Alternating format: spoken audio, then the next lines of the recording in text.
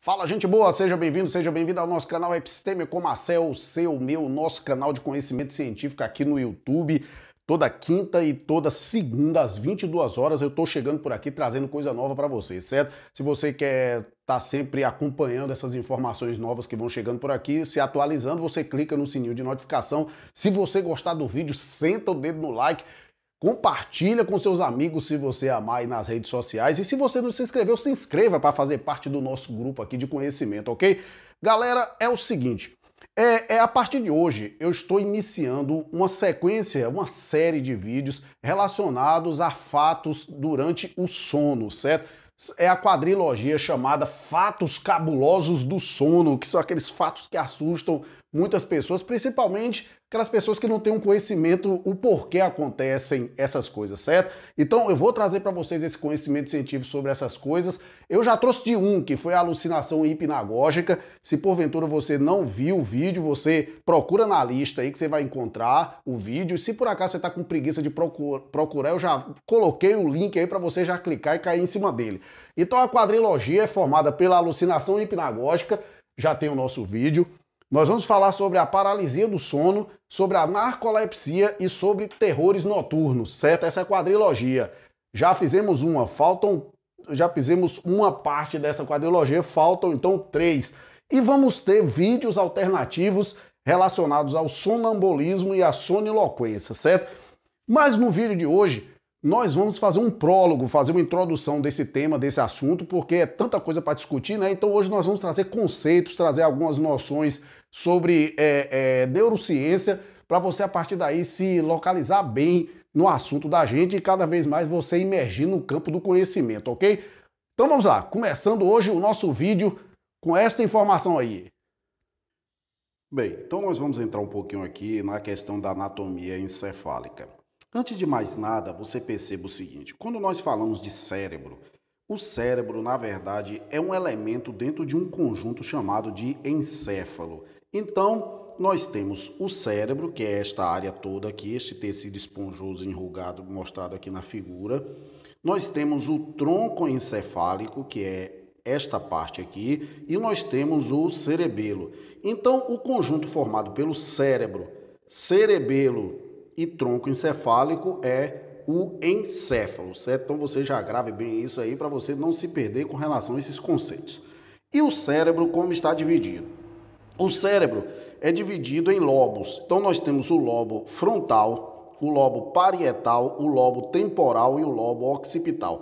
Esta visão aqui da imagem é uma visão lateral do cérebro, certo? Do encéfalo, e esta parte aqui que é o cérebro, você também está tendo uma visão lateral dele. Então, nós temos a chamada parte anterior e a parte posterior. Então, partindo um pouquinho mais para frente aqui, nós vamos ver uma visão por cima, a visão dorsal do cérebro, né? Então, nós temos aqui do lado o hemisfério direito e o hemisfério esquerdo, que é dividido por essa grande fissura, esse sulco gigante que tem no meio aqui, chamada de fissura cerebral longitudinal, ou também chamada de fissura interhemisférica, dividindo os dois hemisférios cerebrais. Beleza? Pois é, esse encéfalo que você viu aí, que é o encéfalo do ser humano, e também os encéfalos de muitos e muitos animais, e também outros organismos que, embora não tenham encéfalo, mas são seres vivos, eles sofreram ao longo dos milhares de anos um processo de adaptação à dinâmica do planeta Terra. A gente aprendeu que a Terra tem dois movimentos bem característicos, que é o movimento de translação, um movimento que a Terra faz em torno do Sol e dura 1 ano, e nós temos o movimento de rotação, que é o movimento que ela faz em torno do seu próprio eixo e dura 24 horas. Esse movimento de rotação determina dia e noite. E essa dinâmica entre claridade e escuridão é essencial para a manutenção da vida aqui no nosso planeta azul, certo? Essa movimentação, essa dinâmica é chamada de ciclo circadiano, certo? Alternância entre claridade e escuridão, dia e noite, que é muito importante para a manutenção da vida. Veja bem, o dia foi feito para as atividades, ou seja, para a vigília, estar acordado. E a noite, a escuridão, foi feita para dormir, para o sono, certo? Existem exceções, mas de forma generalizada nos seres vivos ocorre isto aí. E ocorre até situações em que a noite é parcialmente para dormir, né? Ou totalmente está acordado para alguns seres vivos. Esse ciclo é muito importante para a manutenção da vida e nós temos dentro desse ciclo, maior ciclo circadiano, o chamado ciclo ultradiano, certo? Então o ciclo circadiano diz respeito a dia e noite e o ciclo ultradiano é o ciclo do sono, certo? Então neste prólogo hoje nós vamos tratar algumas características do que seja o sono para você entender o que serão esses fatos cabulosos que ocorrem dentro do sono. Nós temos como conceito que o sono é um estado facilmente reversível de reduzida responsividade e interação com o ambiente. Ou seja, você perde a consciência, dorme, certo? Você reduz a sua responsividade, ou seja, seu contato, sua interação com o ambiente que você está. Porém, não confunda essa diminuição da responsividade com o ambiente com quietude, não. Muito pelo contrário, nós veremos aí o quão o sono é algo movimentado, certo? Chega à circunstância de ser ainda mais movimentado, principalmente o nosso encéfalo, em comparação ao dia. Nós passamos 1/3 da nossa vida dormindo, certo? E a quarta parte a gente passa sonhando. Quando nós estamos dormindo, nosso cérebro ele está movimentando, certo? Ele não está parado, certo? Nosso cérebro não para quando a gente dorme. E essa movimentação do cérebro, ele passa por dinâmicas de alta e de baixa, certo? Existem essas ondas, né? Existem esses ritmos cerebrais durante o ciclo ultradiano, ou seja, durante o sono. Então o que ocorre? Nós temos picos de alto movimento do sono e temos também as baixas, ou seja, ondas muito lentas, ou seja, que determinam que o cérebro está em pouca movimentação.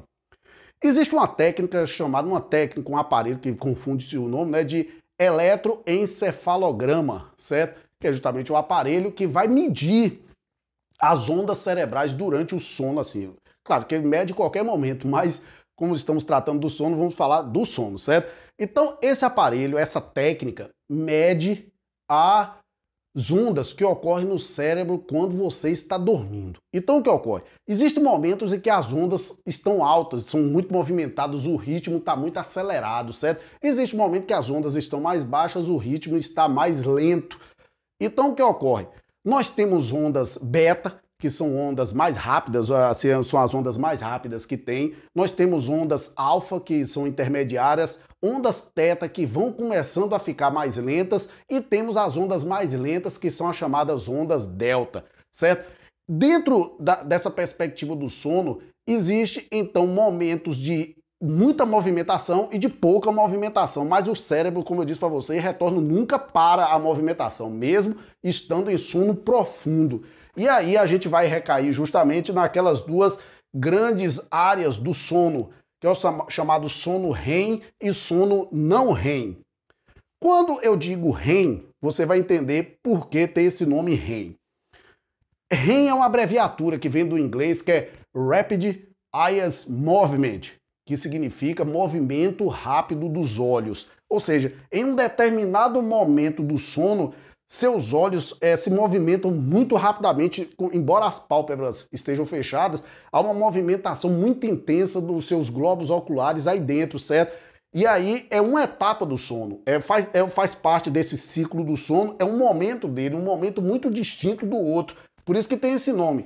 O nome REM, que nós passamos por 25% do sono da gente, do ciclo do sono da gente, a gente passa 25% naquele chamado sono REM. E 75% do sono não REM, certo? Eu vou começar com o sono REM, que é um dos pontos mais interessantes do sono, né? Para justamente depois a gente partir para o lado de cá.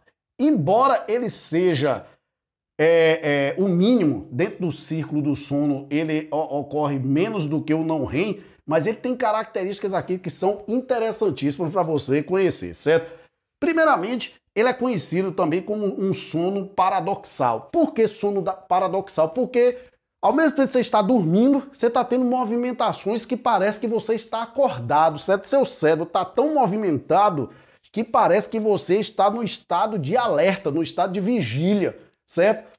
Para vocês terem uma ideia, o maior consumo de energia, do maior consumo de oxigênio do nosso cérebro não é no estado quando a gente está acordado. Você pode estar fazendo um problema matemático nesse momento, eu gravando aqui, não estou tendo um maior consumo de energia do que no sono REM à noite, entendeu? E no consumo de oxigênio. Então, no sono REM, há um maior pico de consumo de oxigênio no nosso cérebro, certo? Ou seja, e automaticamente um alto gasto de energia.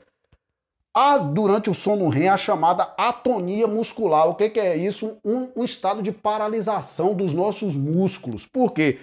Nós veremos agora, dentro do sono REM ocorrem os sonhos. Geralmente, é característica do sono REM a ocorrência dos sonhos, certo? Durante o processo dos sonhos, todo o cérebro está tão movimentando que ele começa a ele mandar os estímulos.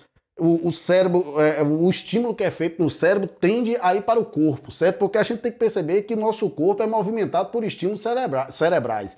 Então, durante o sono REM, esses sonhos são tão intensos que há essa tendência do envio das informações para o corpo, para que o corpo se movimente, certo? Se você estiver sonhando lá, se jogando futebol, vamos botar, então o corpo vai tender a assumir essa atividade. Porém, existe a chamada atonia muscular, ou seja, o cérebro, principalmente, não vou botar nem o cérebro, o encéfalo na região do tronco encefálico barra as atividades dos neurônios motores para a espinha, impedindo então que o corpo se movimente durante os sonhos.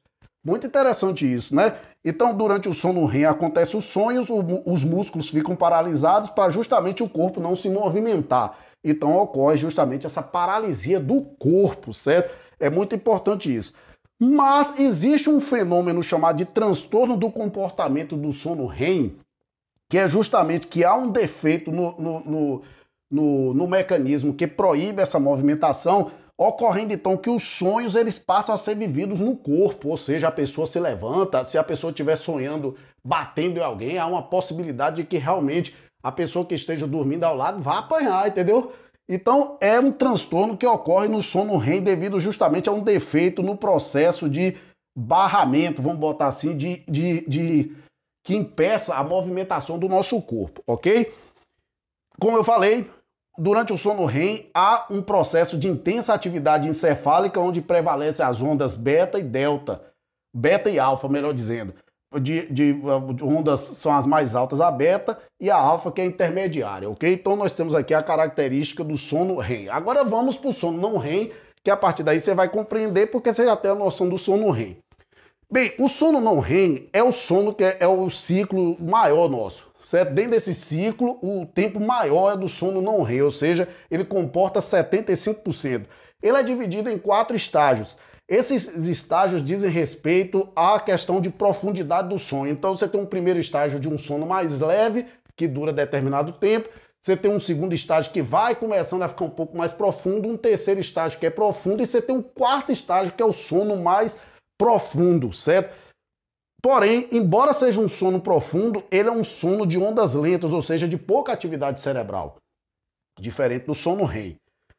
Não ocorre a paralisia, ou seja, no sono REM a gente tem a atonia muscular, ocorre a paralisia do nosso corpo. No caso do sono não REM, não há paralisia muscular, ou seja, o corpo continua movimentando. Se por acaso houver o sonho, que é possível também ocorrer sonhos dentro do sono não REM. Se por acaso ocorrer aqui, há uma probabilidade de que o corpo se movimente. Por isso que há o chamado sonambulismo, certo? Aí a gente vai chegar lá naquelas partes, quando a gente estiver tratando sobre aqueles vídeos alternativos que eu falei, entendeu? O sonambulismo justamente é devido a isso. No final do primeiro ciclo, do quarto estágio do primeiro ciclo, que são círculos dentro do sono, né? Você tem um círculo tradiano, são círculos ali dentro. Então, no final do primeiro ciclo, lá no finalzinho, no quarto estágio, há uma probabilidade de ocorrência do sonambulismo, certo? Então, é muito importante você perceber isso. E é muito interessante aqui trazer uma ideia do livro de Bie et al., que eu vou colocar embaixo a descrição, que é o nosso livro de consulta aqui, que é o livro de neurociência, que diz o seguinte: o sono não REM, ele é um encéfalo ocioso dentro de um corpo móvel, porque a gente viu que não há paralisia. No sono REM, ao contrário, Há um encéfalo ativo e alucinando dentro de um corpo paralisado. Como a gente viu, ou seja, há toda uma movimentação, mas o corpo não se movimenta. Mas, como eu disse para vocês, como o nosso tema dessa quadrilogia é fatos cabulosos dentro do sono, você vai ver aqui que todas aquelas situações de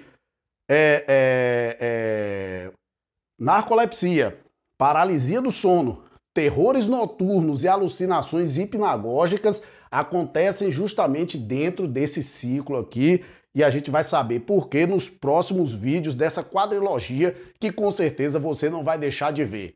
Beleza, galera? Por hoje o prólogo é isso. O próximo a gente já vem com o tema da quadrilogia. Então se liga aí. Obrigado, viu?